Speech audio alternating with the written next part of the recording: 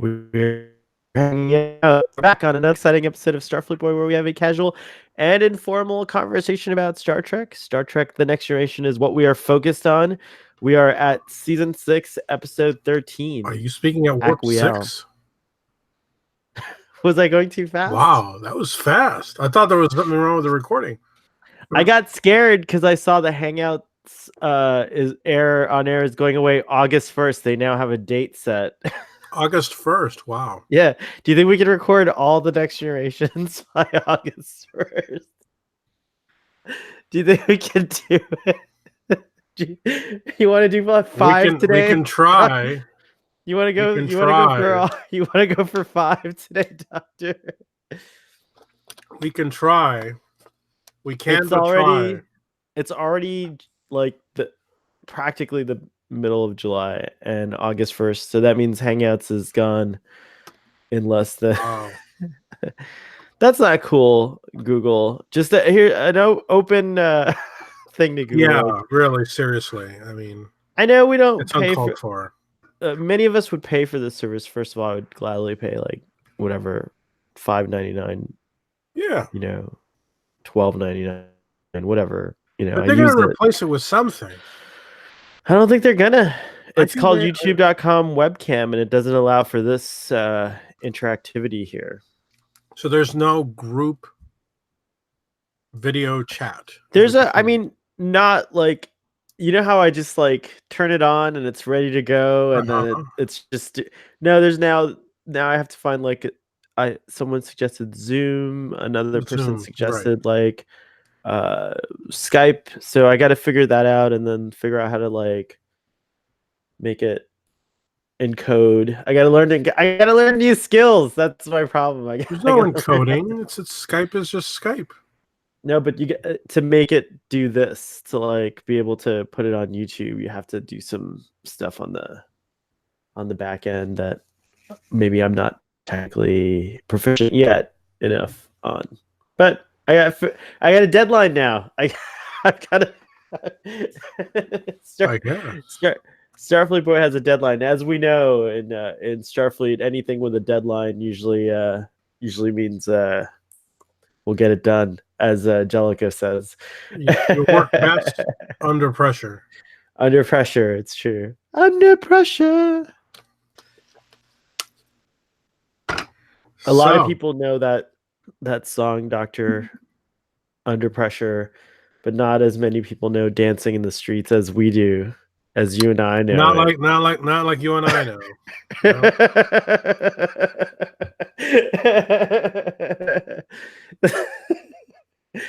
Bowie and Jagger.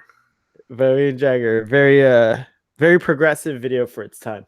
Let's just say, indeed. So we are talking about Aquiel. It's the episode that I always forget exists. Well, I can legitimately say this was my first time seeing it. I know. Let the log show, Captain's log. Let the log show. And I think we're going to be talking a lot about logs in this episode. Yeah. Let the record show that this is my first time seeing it. So you're absolutely 100% certain. I remember my conscious decision way back in 1992, seeing the teaser and saying that episode looks like it sucks, and not watching it when it came up. What about the teaser? Did you, like, when you saw that teaser, what about it specifically averted your Commander Geordi LaForge falls in love? Is that what they say in the I bet we can find the sure we can. Yeah, I bet we could find this thing here and watch it. Yeah. Audience, pause and go look for Aquiel. I mean, I didn't look it up, but yeah, it's something like, you can just tell it's a Geordi falling in love episode. And yeah. Well, it is that. So now you've seen it. Years later, more than 20 years later, after it originally aired and you chose not to see it, for the show, for posterity, you decided to watch it. Yes. I appreciate that. Out of friendship, I have watched this episode for friendship. I saw it. I know I saw it. I remember seeing it every time it comes on, but it's like do you remember in Doctor Who the silence when they Yeah, you turn didn't around like and you forget get you, you they're not forgot there. that they existed. You turn around and Yeah. you that's Aquiel That's for Aquiel for me. you. Like when it's on, I'm like when it's on, I'm like, oh, I remember this episode. I remember everything about it. As soon as the episode ends, I just watched it today, I can't remember that like what happens in the Wow. episode. I don't even remember watching the episode. It's the episode, the silence. It works exactly the same way in this episode. It Indeed. but fortunately, two of us have watched it now, so you could help me jog my memory by doing the summary for the Sure. episode. Oh yeah, I mean, yeah. All right. The Enterprise arrives at an outpost because they haven't heard from it in a while. I think that's what it is. And Riker, Worf, and Geordi beam aboard, and Crusher, and they seem to find evidence of something gone wrong. There's a residue on a floor panel that looks like could be the remains of somebody. They're not sure what it is, and they don't know where the crew is. And the mystery unfolds, and they think that this lieutenant, is she a lieutenant or is she an ensign? Aquiel? You're I don't know. really But anyways, really Aquiel. expect me to know. Go That's right. on. You don't remember the episode. I can't remember the episode. Sorry. No, So, go on. so Aquiel appears to have been murdered. Who the murderer is, we don't know, because somebody escaped on a escape pod. And Geordi is going through her logs, and in order to find out what happened, and he begins to fall for. He becomes interested, you know. You would Forms an think that they would attachment. have. You would think that they would have learned from like his previous dealings with like information about women being at his disposal, such as Leah Wait a minute. Brahms. So you think there should be something on his record? Wow. I think that like Data Really? should You have think been it's assigned. I think Data should.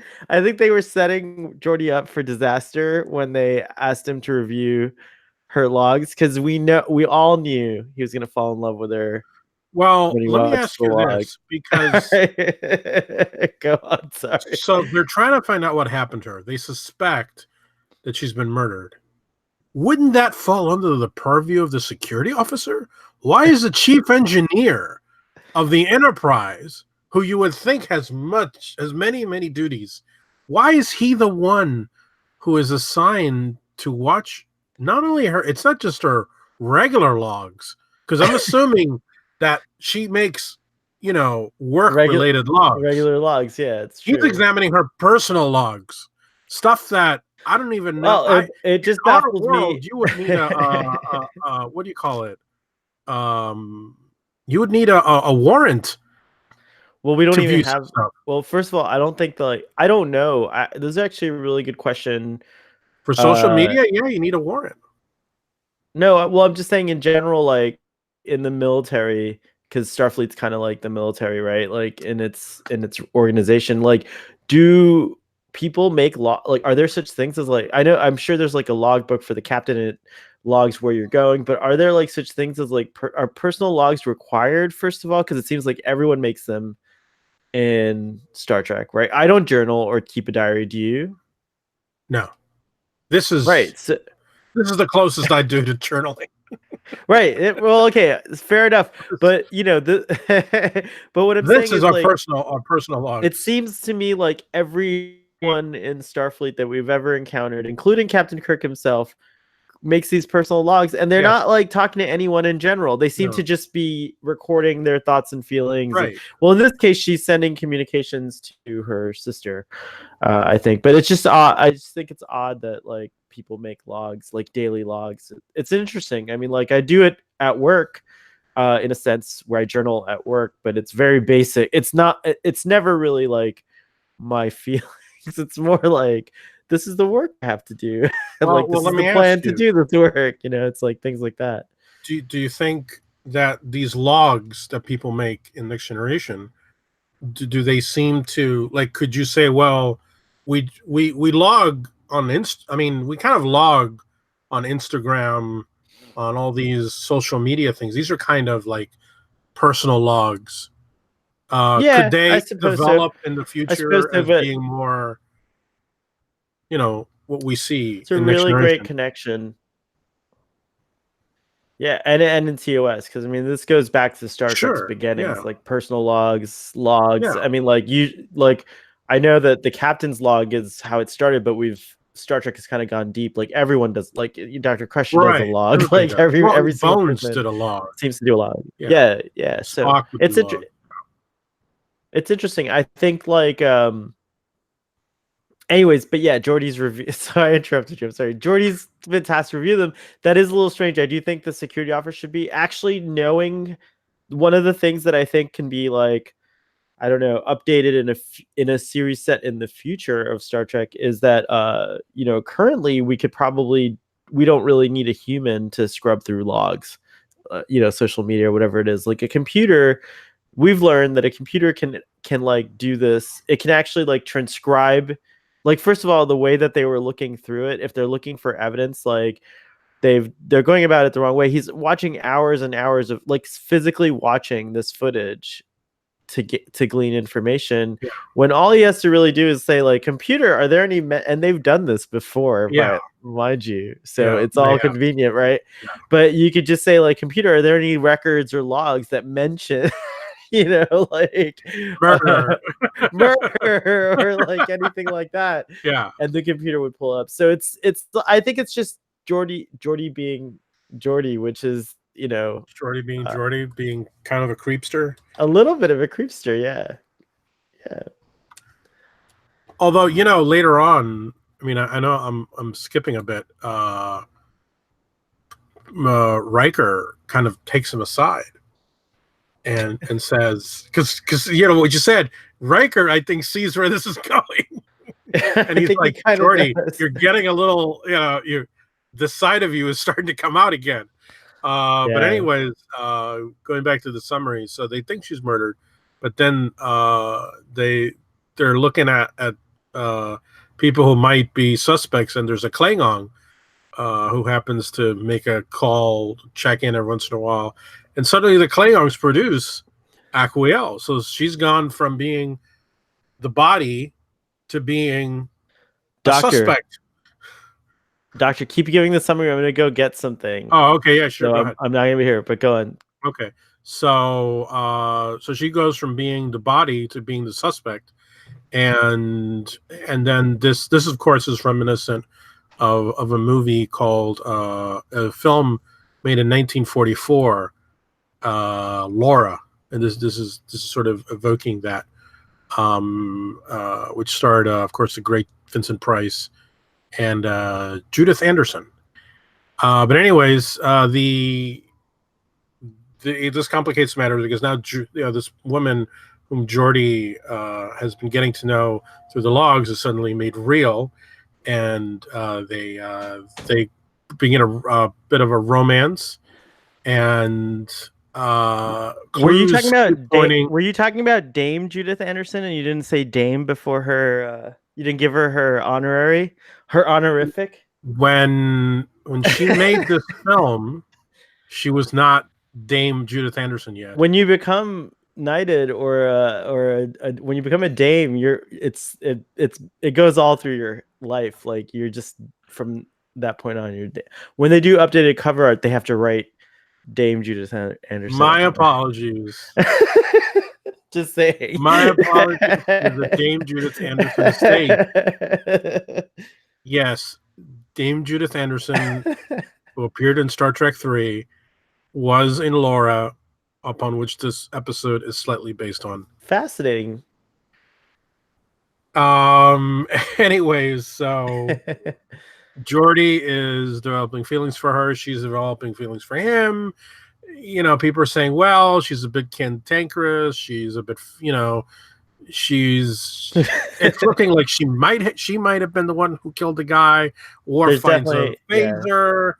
And don't forget they throw the Klingon commander in as They're throwing the a Klingon commander in. there's a lot of mystery going on. But then Crusher is still examining this floor plating with this residue, because they're saying, well, it's obviously not her. So is it the other guy, the guy that she was having fights with? Is it him? Keep analyzing it. And in this kind of a creepy moment, she's examining and they're bombarding it with something. And suddenly this hand, it just comes out. Oh yeah, like, and well, reaches for Crusher.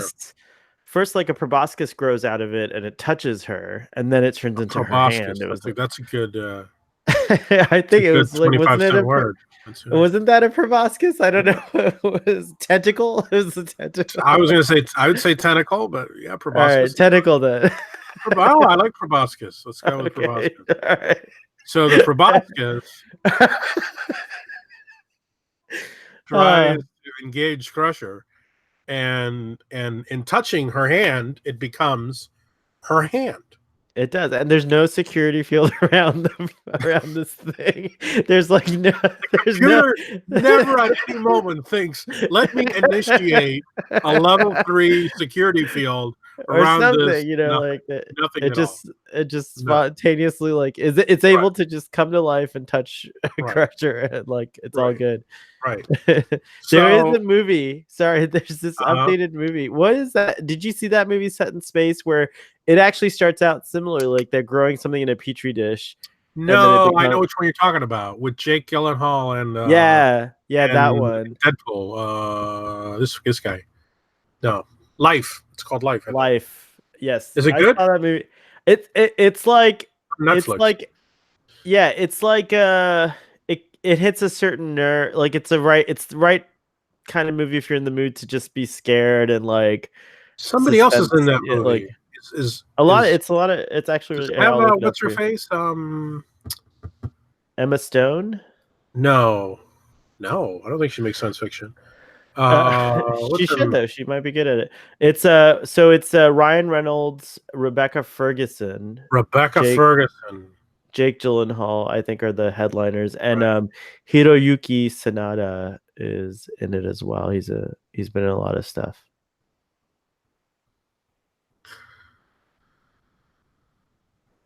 But anyways, I thought about that movie. It's better. I'm sure. Is it better than Aquiel? I mean,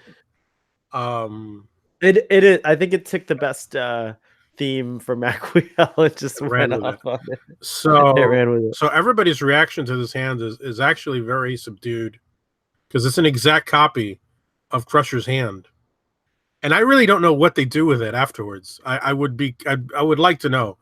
I mean, we all know that on Doctor Who, it's like Luke's hand, and it's thing, and it would vibrate whenever it was near something, and it's like Luke's hand. It's like Luke lost his hand. Yeah, but the Emperor is going to clone him. I think we can have a clone of Dr. Crusher, or that was weird. Go on.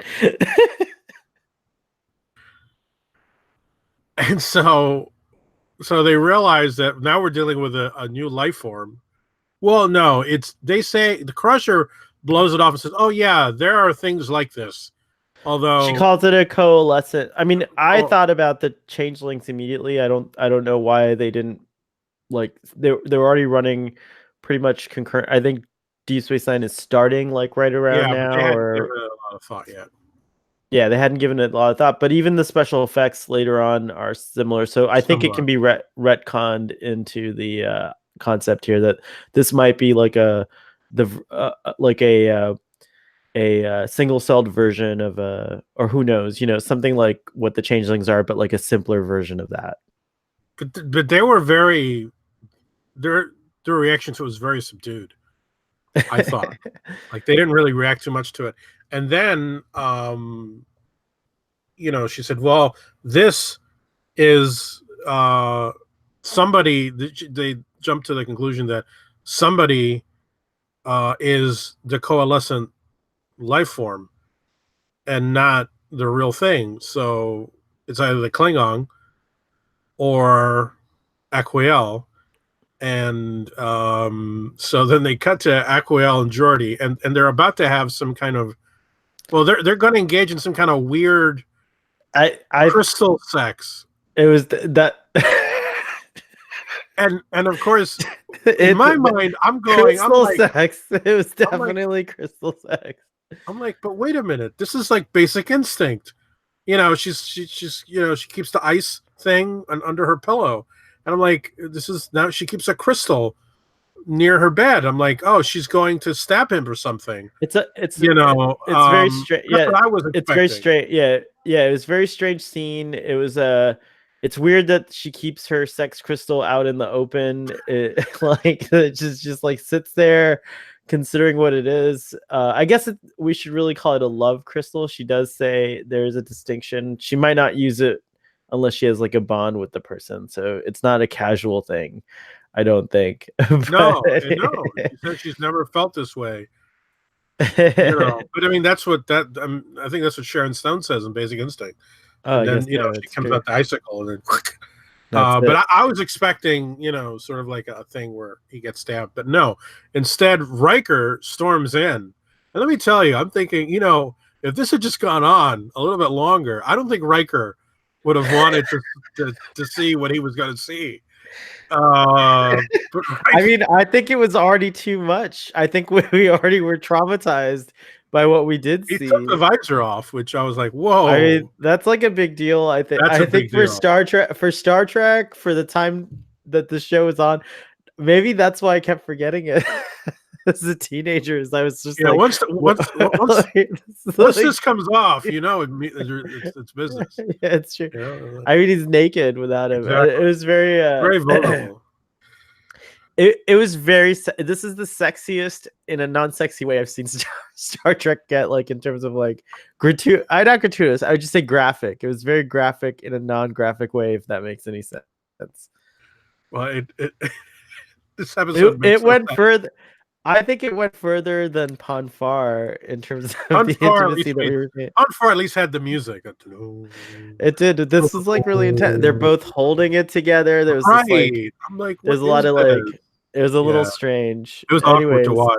But it's good. It's good to like be exposed to other other ideas and cultures and and we're in the future, right? So this is what they do on Hylia or Hylia. I don't remember. This is Hylia, right? This is the Hylians, the Hylians. Yeah. I think it's what they are. who are nominally telepathic. I think they said they're not totally telepathic. They're nominally telepathic, just a bit. Slightly telepathic. Where was Troy in all this, by the way? She's definitely not there. Not there. She could have figured this all out. She really. There's a lot of conveniences. And Data wasn't around either, right? I don't remember seeing Data. Data would have been like, Geordi, don't have crystal sex with this woman. He wasn't there. Geordi makes some interesting choices. I'll just say that. Yeah. So, anyways, so of all things, they think it's either her or the Klingon, and it's neither one. Something I forgot to mention is that when they first boarded the space station, they found this dog, and this dog belonged to Aquiel, and Geordi's been taking care of the dog, and it turns out that the dog is the frickin' coalescent. And the whole time it was the goddamn dog. It was in a scene that I can only imagine was an unintended homage to The Thing from John Carpenter. Interesting. I haven't seen that in a long time. Well, the Thing takes over the dog at one point, and here we see the dog try to go after Geordi as a blob, and Geordi has a phaser in a drawer, in a very small drawer, not quite near his bed, but sort of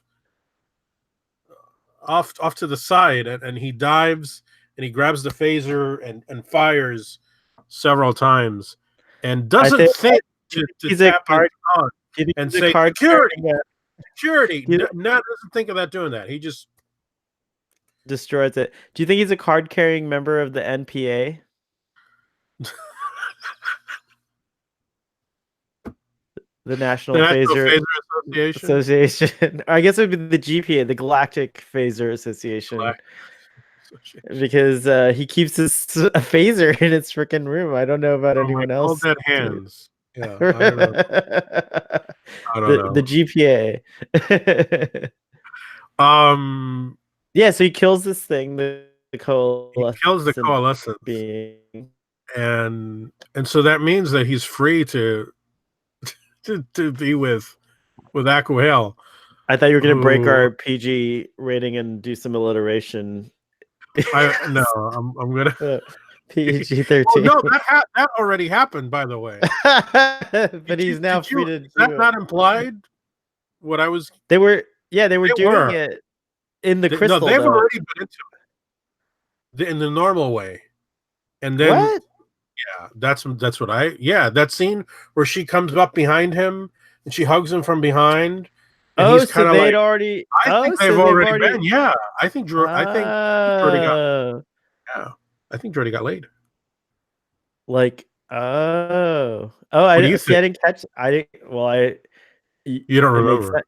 No, and it makes sense though. Now that I think about it, though, they were just taking it to the next level, to the next notch. right? She was bored the whole time. Now she's like, no, now we're gonna She's do it. like, this is how we do it on This my is planet. Hialeah. We're gonna do it the Hialeah way. The Hialeah way. Oh man. We've totally destroyed any integrity that we've ever had on Starfleet Boy today with the episode Aquiel. But like me, the audience will forget when they finish watching. No one's this gonna episode. watch this one anyways. Anyways, so they're gonna be like, "Oh, Aquiel, let's skip that one." Please. Wait, was there anything else in your summary? Because it was actually one of the best summaries in a while, I have to admit. Oh well, he offers her. He actually offers to bring her aboard the Enterprise, but she's like, no, no, I have to earn my way there or something. And then that's it. That's the end of the episode. It is the end of the episode. Yeah. I think that it's safe to say that we probably have some more things to talk about in this episode, but I'm going to interrupt our usual summary, and I mean our usual discussion, or preempt it. Have a Starfleet Boy special. I'm just a little segment. I'm going to do a full download with like video footage and everything like that, but I didn't go today, but I went for 3 days to the Florida SuperCon, and it was a lot of fun. And I just want to say, since Riker was in this episode, I wanted to show off. Are you gonna show the picture? Like, here it is. This is the so I always ask the these are the first autographed photos that I've gotten since Hurricane Who, when I got the actor who plays Rory, what's his name, Arthur Darville's signature. So here's Jonathan Frakes. I asked him to pick the photo he liked best, and he said he liked this one because I think he likes that he's directing it. He asked me if I like Star Trek Discovery, and I told him I do like it. I didn't get into detail about the full complexity of my feelings for Star Trek Discovery, because I'm sure Jonathan Frakes has heard it a million times. So I just simply answered, yes, I like Discovery. When number one asks you if you like Discovery, you say you gotta give a quick answer. So you gotta, the evidence it piles into Discovery's favor, thank goodness. Because I was happy to be able to say I like a show that he's a part of. And then I also got this, which was Nichelle. Which movie Nichelle is that? Nichols. That looks like her Star Trek 3 to 5. It could be Star Trek, based on the background with the Excelsior type vessel. It could be Star Trek 3. Do you see the Excelsior schematics back there? But I don't think that's her hair in 3. No, it is. It's her hair. Oh, you're right. This is Star Trek 5 hair, isn't it? Yeah. I think her hair in 3 is different. Hair? You're right. So that's probably her Star Trek 5. It could also be Star Trek 6, actually, because the Excelsior was in Star Trek 6. Yeah. Makes more sense. This is probably Star Trek. I was challenged. She just looks so young to me. She looks so young to me. I had to default to Star Trek 3, but you're right. It's probably Star Trek 6. And then you can't say no to Nichelle Nichols. Could I you tell asked the story? her.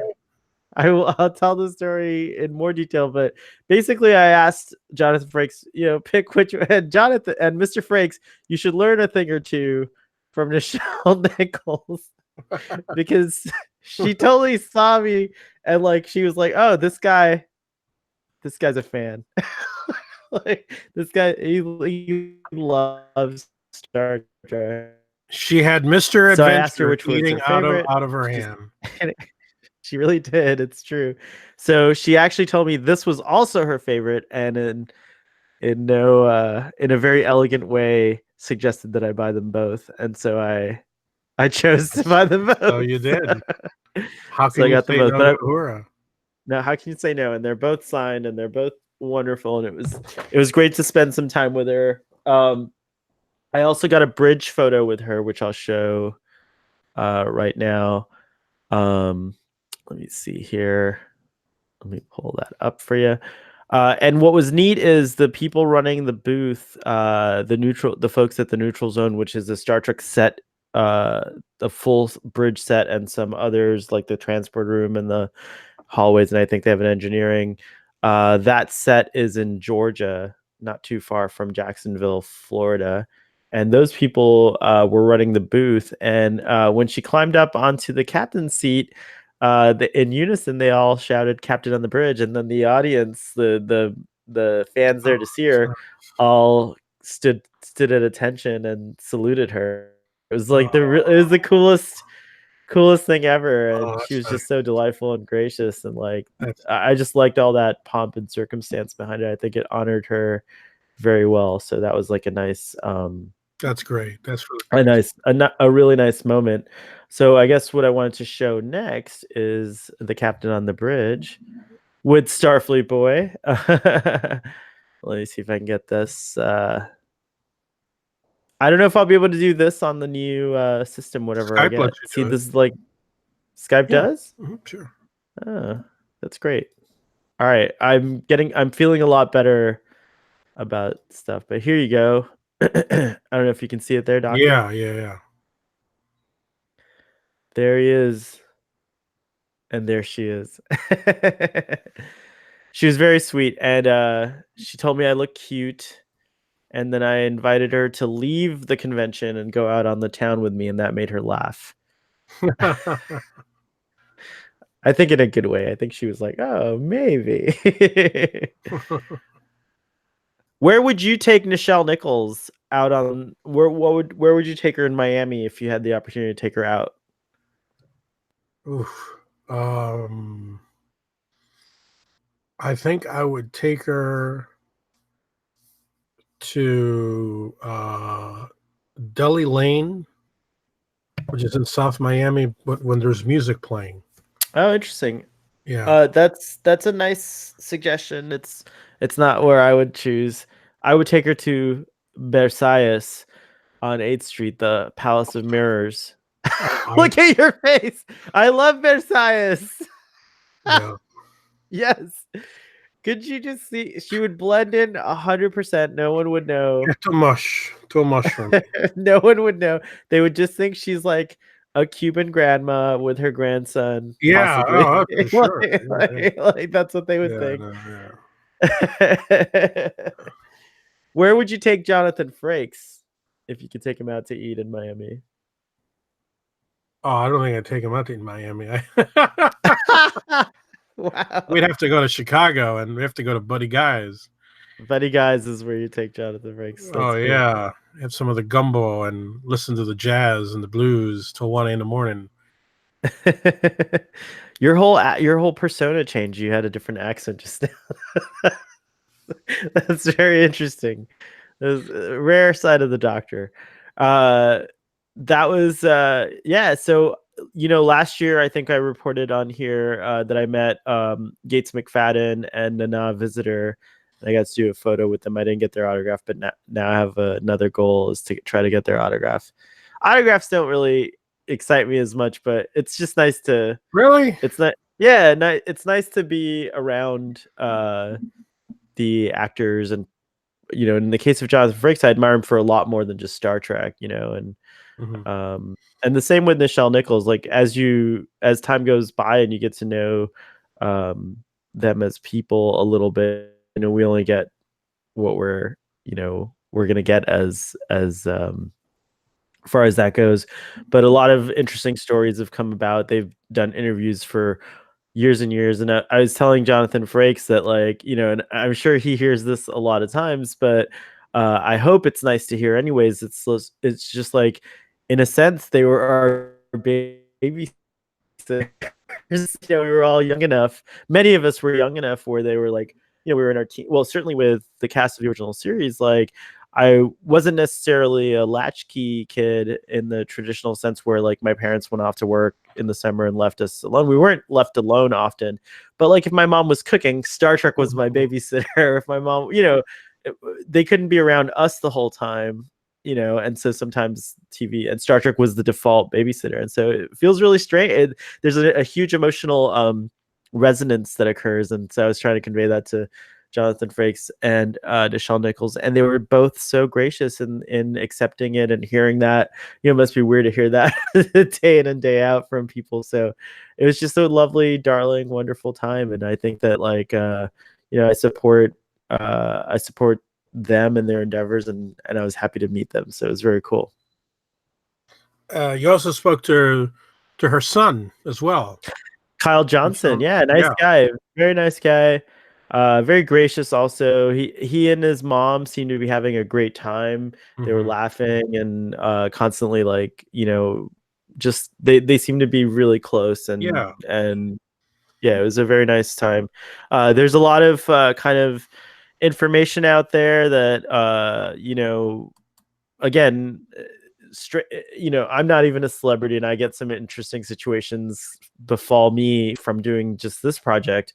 So I can only imagine, what goes on. But excuse me, all I can say is that from the impressions that I got, and I got to spend a lot of time around them, throughout the day, not directly, but like I would come by the booth and you could just observe things and whatever. It was all very open, like especially with Nichelle Nichols. She was a trooper. She sat out there day in, day out, like for hours and hours. Like she was very available to anyone who wanted to come and talk to her. So I would say that, like, based on that, it looked like she was having a great time. She was in great health and that she was getting along really well with her son. So it was nice to see that. No, I spoke to him for a little bit, and he was a very nice guy. I mean, like I told you in a phone conversation, I really admire him because it must be just a tremendous effort what they're doing, and to just give her one last grand tour around the Star Trek universe. I think it's great, and Nichelle, I could sense the connection that they had. Just wow. Oh, that's a great photo. thank you. That's a great photo. Yeah, she allowed me to do a portrait of her, and unfortunately, That's a great. thank I you. don't see it. Well, I know what you're going to say, but I don't see it. You don't see? Oh, that's good No. to know. I'm a a photographer as well, and one of my passions, and I've done it professionally. And sometimes you can't help it. Like the focus is just slightly off in this photo. It's not on her face. It's more around her lapel area. That's where the focus happens to be. And so I was a little sad about that, but at the same time, I am very proud of this photo in this moment. And I have to just say that, like, one more thing about Kyle Johnson is that, like,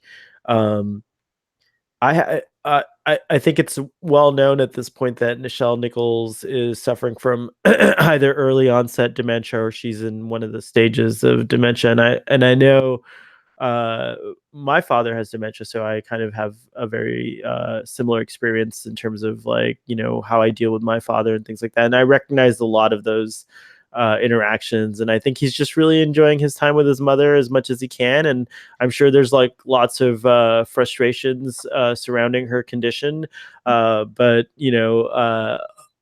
overall, it didn't seem like those things have affected their true. What you can see is a real bond between them, and a lot of love. So I think it's great. Yeah, absolutely, I agree. And just to be clear, there were no like Nichelle Nichols is on, like she was not. There were whatever. No. There was no sign of this, condition, and she never, as far as I could tell, she never faltered. And I wasn't there for this, but apparently George Takei, who was also at the convention, came over and sat with her for a bit. And there's some really beautiful pictures online of them interacting. They're like I think there's a photo of their foreheads touching each other, and like it's just very sweet and tender. And again, just to be like around that, and to hear the excitement when it broke and people were talking about it, it was just like great to be there. And I, for my part, I just felt like really, really connected in a way that I never have before with Star Trek, and it was very magical. No, that's cool.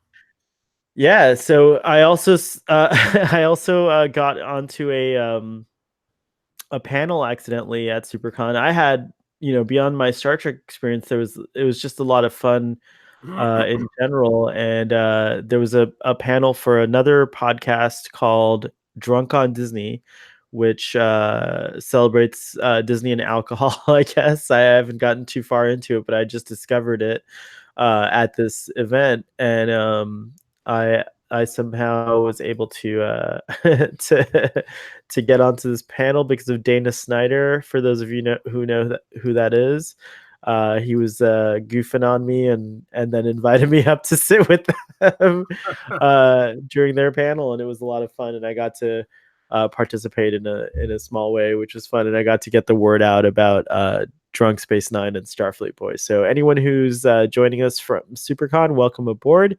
We hope you'll stick around and enjoy our content.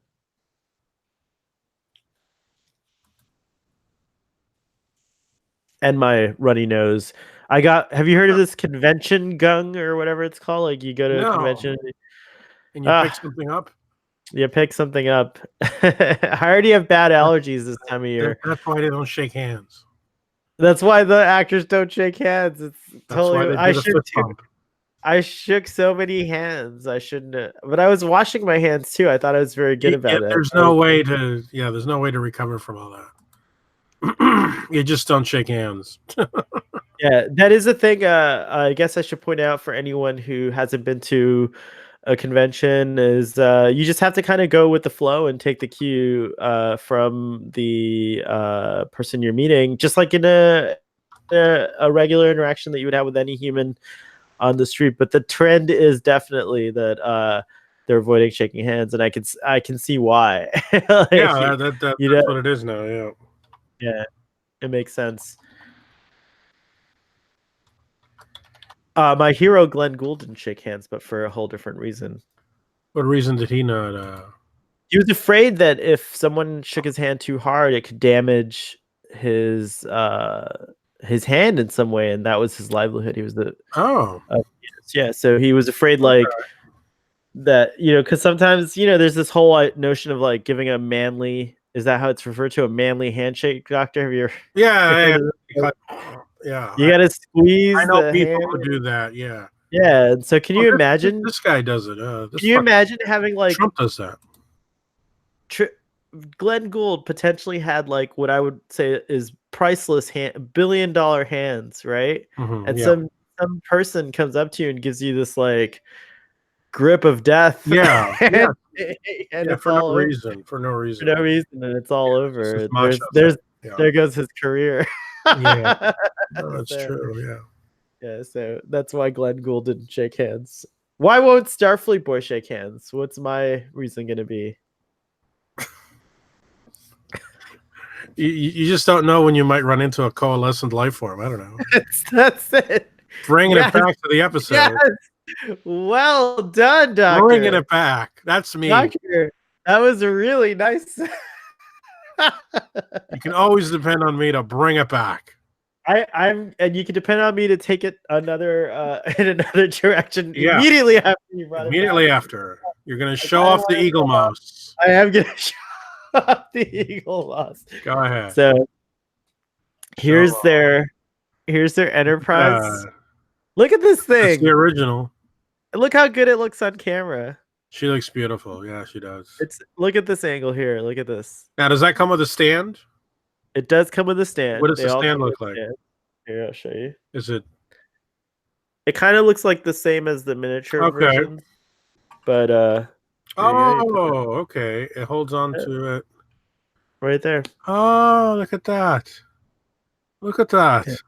Yeah, see that there? Dun dun dun dun dun dun dun dun. Look at that. So there's that one, and when I posted that on Instagram, I wrote no bloody A, C B, or C, D, or or E. E. Oh, I added the okay. E. Good. And then my favorite ship, I was very impressed. I have to tell you something about both of these models that I'm very impressed at. They first of all they both seem like they're very high quality. I mean, they have their flaws or whatever. There she Oh, is, right? oh, that is beautiful. So I know that the 1701 was the refit. There's a refit 1701. So I didn't get that one because for me, there's just something about the A. Hey, yeah. The A just like has slight differences that I Uh, think are great. This model is imperfect. Like that is not supposed to be there. Do you see that the USS Enterprise on the side? They're supposed to be very oh, yeah. tiny. Yeah, you're And right. so there's a few flaws, but overall it's great. What I love though is that most of these models have the pylons, the port and starboard pylons, as like a little section glued, and you can always see the seams. This is one solid piece die cast.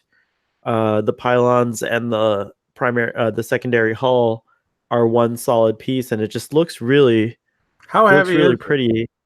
It's pretty heavy too. It's a heavy model. I mean, I definitely think that like yeah, I mean I don't know, half a pound, I would say at least.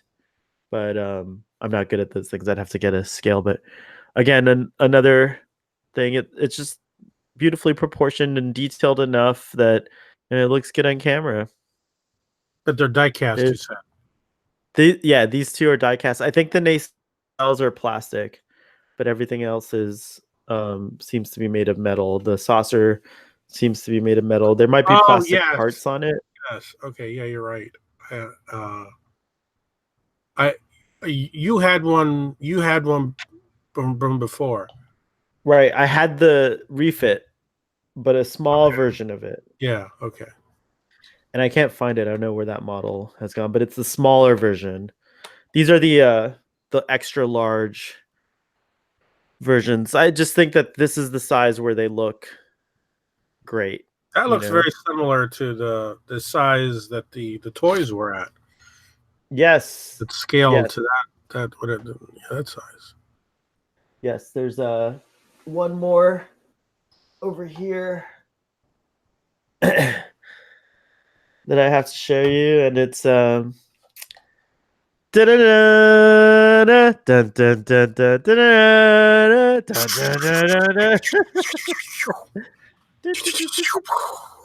Wow. Of course, I can't do justice to James Horner's score, but there's the Reliant, another gorgeous It's looking a beautiful ship. ship. It really is. It's a gorgeous ship. Very simple, different design. It was the first time we saw something like this, if I'm not mistaken. It was the first time.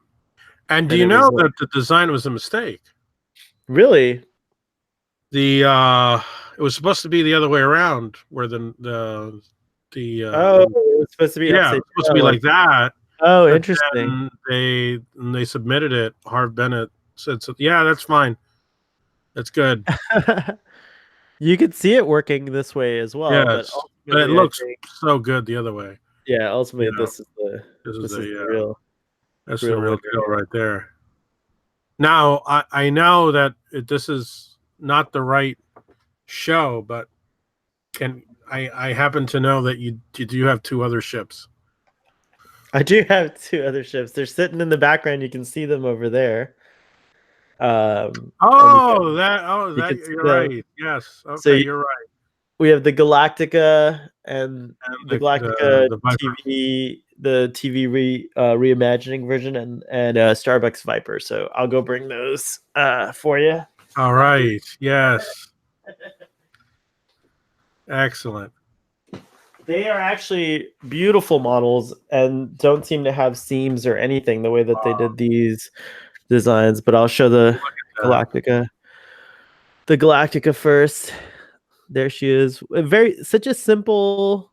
I would say that the reimagined Galactica is even simpler in its form than the original Galactica is, but there's some angles where she's just incredible to look at. Now the docking pylons do not retract. It's not that kind of model, so they're always in the. So this is not the FTL ready Galactica. She can't jump while in this state right here, but it is still a beautiful, beautiful model. There are three ships. I've always said. I don't know if maybe there's more added now, but I know that growing up, there were three ships everybody wanted to work on in terms of special effects people. Everybody wanted to have the Falcon, the Enterprise, or the Battlestar Galactica. And Those the are three Galactica. ships. I think that's true, and you could probably add the Rocinante to that list. The which one? The Rocinante, Rocinante is the horse that Don Quixote rode on, but also it's the name of the ship in The Expanse. Oh, you don't watch The Expanse? I started watching it, and then I started reading the book, and the name didn't ring a bell. The Rossi's not in the book? I'm only in the beginning of it, so. Oh yeah, so you haven't gotten to them. Have you gotten in the show? Have you gotten to the point where they get the Rocinante? No, right? I guess it just hasn't clicked yet. The names and everything. Oh, it will. I'm more plot oriented than name oriented. Yeah. Yeah, but I mean, it's the Rocinante. I mean, like that's a great name for a fucking ship. Which ship is that? Is that the ship that the three people are stuck on? No, it's coming. Like you haven't got. Yeah, you haven't I haven't gotten to that yet. It's like you'll see when they get on the show starts when the Rocinante. Okay, gotcha. That's when the show. That's how you know.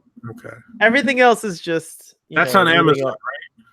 Yeah, it's on Amazon. Well, I just got a Roku this weekend, so I might finally be able to go further. That would be great. Take the journey. All right, so now we can bring it back. Now we can bring it back. And we're just in time for our rating. No, do you have anything to talk about for this episode? I was going through. I was trying to find something to say.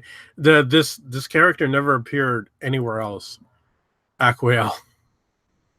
It was. I thought about that because they set it up that she would come back. She's like, "Don't be surprised if I don't come here on my own merits." Right, but this was.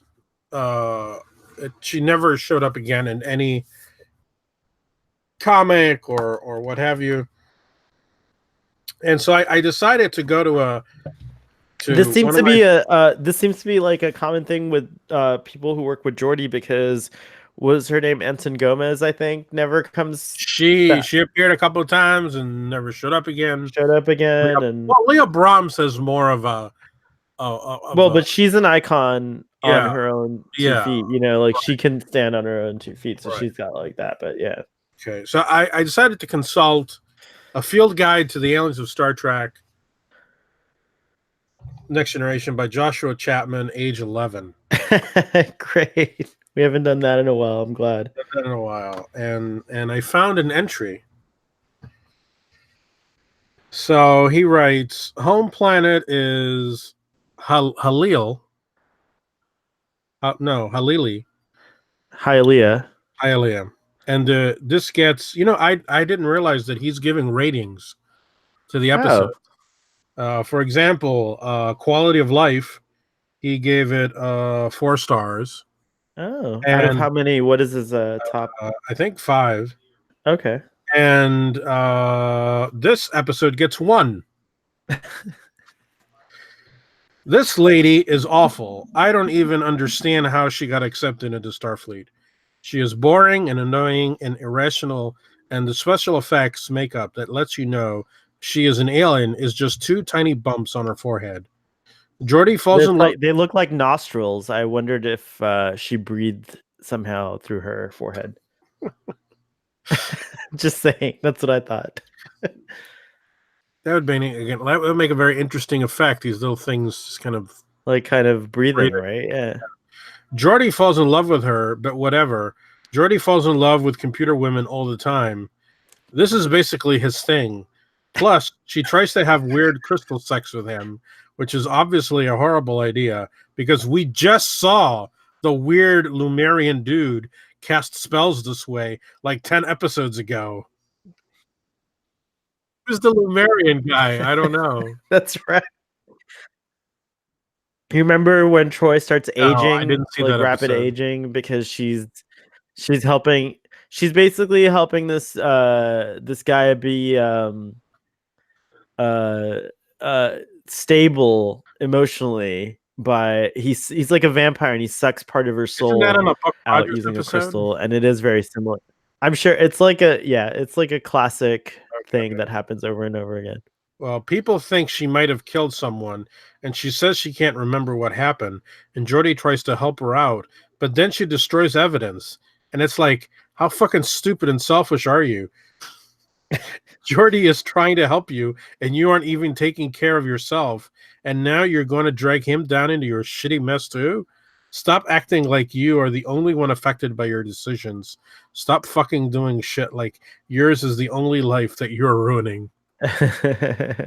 Wow. Wow. So that was Joshua Chapman, age 11.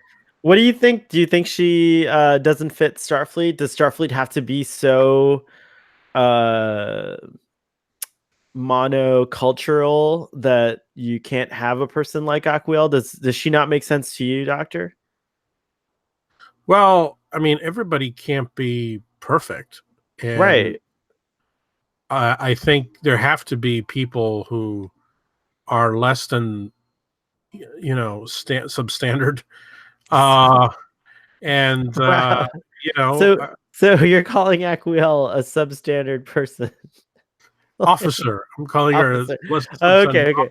As a person, you're not I attacking. was You're the attacking person. her. I'm not. I mean, she could have made better decisions, but This is a huge criticism, I think, that goes to Michael Burnham. I made it myself, as a matter of fact, in season 1 of Star Trek Discovery, where I just didn't think she was like a fit.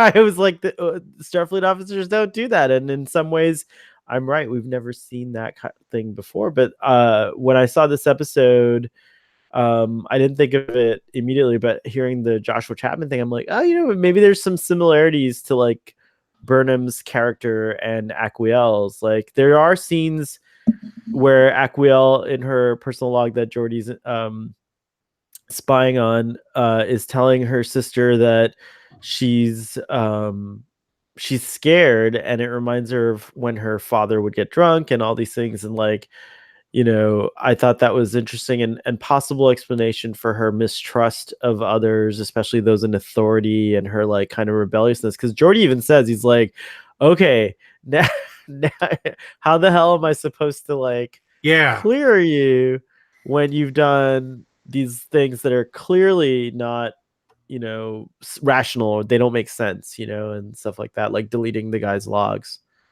So yeah, interesting. yeah. The episode. I mean, I'll be honest. I my big takeaway from this episode was just feeling bad for LeVar Burton, because I think overall, if you look at the entire, I mean, at this point, we're near the end of the series. So whatever great character strides you were going to make, I think you would have made them by now. I mean, Picard is a well-established character. I think we've seen Data achieve a certain measure of maturity on the show, and his character definitely Worf. It's weird to think, but when the show started, the biggest marquee value was LeVar Burton. LeVar Burton was the biggest names actor to be in this cast. And he Nobody still, knew. and he and Whoopi Goldberg still hold that distinction through the end of the series, because Patrick Stewart didn't really get like as famous as LeVar Burton until he did X-Men. Right. Nobody really knew. I mean, Patrick Stewart, a couple of us knew him from Dune, but that's it. We didn't know anybody else on the show. Right. And I only knew Jonathan Frakes, I think, from The Love Boat. Was he on the I No, have to look he at was in soap operas. He did soap Oh, he operas. was on the soap operas. Okay. So he was like in General Hospital or something. And so to think that LeVar Burton at this point in the series is getting an episode like this, I think is kind of sad. I don't know why Geordi as a character didn't break out and have sort of an ongoing arc like everybody else. I don't think they really knew how to write for him, except occasionally they would try to contrive these romances for him, which never worked. And like we're doing right now, when the book we joke about it, like, oh, another Geordi falls in love with a hologram episode. I mean, it just became kind of trite, and I don't know why. He's a great actor. It could have, there was some potential at the are you end. saying Geordi is like kind of treated the same way that Chekhov was treated in the original series in terms of like character progression and stuff like that? Because Sulu gets a ship, Uhura and Scotty kind of team up, and at the end, poor Chekhov is just still, he's an admiral, but he's still the helmsman of the Enterprise, like. Well, actually, in my mind, I mean, both Geordi and LeVar Burton in Star Trek, in the concept of Star Trek, I think reminds me more of DeForest Kelley, in the sense that DeForest Kelley was the one guy other than Shatner who went into the Star Trek as a name. People recognized DeForest Kelley. They didn't know anybody else except Shatner. Right, that's true. And when you look at the episodes on Star Trek that kind of try to develop McCoy, like when he falls in love with that woman who's in the hollow planet, but I think that like that way, it's always the romantic way. Now, of course, he had a better part because he had more to do with Kirk and with Spock, so he ended up having a better part. But I just don't understand why Geordi never. I mean, I know why. It's just too many characters competing, but it's just shame that. I think that's true, but I also think that like not every character should be destined for like kind of a great outcome, even though I would like that for them. And I think that like the thing that, I think that like the romantic interests never worked out, but I think the one thing that stands out to me for Geordi as a character at the end is that his friendship with Data is something that like I think is where the eggs were in terms of like, they put those eggs in that basket, if you ask me. I would disagree. If you look at Deep Space Nine, everybody had an arc, and you could definitely see that everybody had their time to shine at one point or another, and they kind of had some kind of progression. I've seen other shows with more characters where, I mean, I'm not saying, they take over the show. I'm just saying that as a character, you could see that they went from A to B. And you look forward to when they had their little, progression in the grand scheme of things. And I think Geordi could have been somebody like that. I think LeVar Burton was definitely an actor who was up for it. And instead he gets either he falls in love with a hologram, or what's the other one that? What's the other default Geordi story? He He gets turns it. He turns into an alien. he gets kidnapped. I mean, it's just, you know, Oh yeah, he gets kidnapped gets all the time. kidnapped and they, you know, That's right. you know, and being that, you know, he was a character who had, you know, he had the visor, which allowed him to have storylines that were maybe unique to him. And let me tell you, and I'll let you, but just a little sidebar. My nephews, when I bring out the Star Trek figures, when they were really young, before they even knew Star Trek, they would go for Geordi first. And why? Because he has that visor. Because he's very toyetic, as they say. Like little kids look for things that look cool. And I remember playing with them. They sold the visors. I almost bought one at at the comic convention. Oh, really? How would you wear it? You just I would have to take off my glasses. I wouldn't be able to. But how would it, like, does it press against your? Yeah, I think it's it's like snugger. It kind of bends. It's not like Geordi's where he has he has his little two things that hold on to it. But yeah, I almost bought one. My point is that there was a lot of potential with the character, and you know, even in that little scene where he's firing the phaser, I'm like, Geordi, cool. You know, he gets to fire a phaser, but do you think he gets more? Do you think that Geordi's story isn't complete? Would you like to see, if you only had a limited selection of people, would you like to see, you know, I'm going to ask this in every episode, would you like to see Geordi come back in Picard? Which, by the way, he does have a huge role in the prequel comic book for the 2009 Star Trek series, and it does further progress him and give you a clue as to what he's doing there. He builds the jellyfish starship. So that was cool. All right, excellent. So I really have nothing else to add. I actually didn't take notes for this episode, as I because you forgot about it. I totally forgot. As soon as the episode ended, I totally forgot about it. It's like the silence. But what I do remember is that it's time for our ratings, Doctor, and I'll go first as tradition, and also because of Suspicious Minds. Say that, I think of the Elvis song. We have to work together with suspicious minds. I don't think that's the actual lyrics, but you know, close enough. I give this episode a 3. The reason it gets a 3 the reason it gets a 3 is because ultimately it made me go WTF when they were having crystal sex. I was just that was not what I expected. As an adult, it means something completely different to me.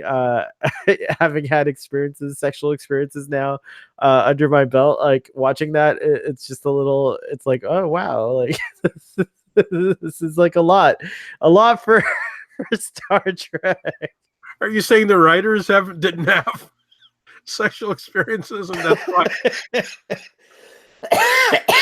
I think the writers were probably having some wild sexual experiences, and it translated into crystal sex. I won't even begin to speculate as to what in real life might resemble this activity. The correct answer is 1 to 1. Oh wow. There's nothing. So as usual, I give it a little more. Yeah. A little more. There's really nothing. There's nothing to recommend. There's nothing at all to recommend about this episode. It's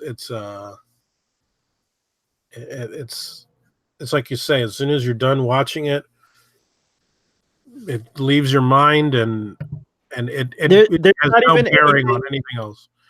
I mean, you could, like, all joking aside, you could remove this episode completely from the repertoire, and you would not know. There would be no interruption in your experience. Like there be like nothing. It was never an experience until I watched it, and I feel that I've had a complete experience already.